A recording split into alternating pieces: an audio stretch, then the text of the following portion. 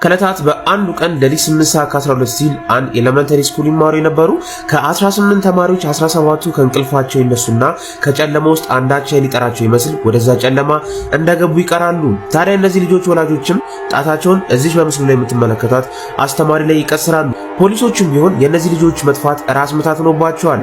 ልክ ፊልሙ ሲጀምር አንድ ሕፃን ልጅ ይመጣና ዛሬ የምነግራችሁ አስፈሪ እውነተኛ ታሪክ መንደር ውስጥ የተከሰተ አስፈሪ እውነተኛ ታሪክ ነው፣ ነገር ግን ማንም አያምነኝም እያለ ዌፐንስ የተሰኘው ድንቅ ፊልም ይጀምርልናል።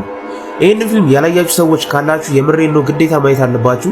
በጣም ደስ የሚል ፕሎት ትዊስት የነበረው ከመጀመሪያው እስከ መጨረሻው ድረስ ልባችሁን እያንጠለጠለ የሚቆይ ድንቅ ፊልም ነው። በ2025 ከተለቀቁም እጅግ የሚገርም ፕሎት ትዊስት ካላቸውና አንዳንድ አስፈሪ ሲኖች ያላቸው ፊልሞች መካከል ይሄኛው ፊልም ለኔ ግንባር ቀደሙን ይዘልኛል። እኔ በግሌ በጣም ስለወደድኩት ይሄንን ፊልም ከ10 9.5 ሰጥቼዋለሁ። እናንተም እንግዲህ ፊልሙን ይዝና ሐሳብ አስተያየታችሁን ኮሜንት ላይ ይጠብቃል።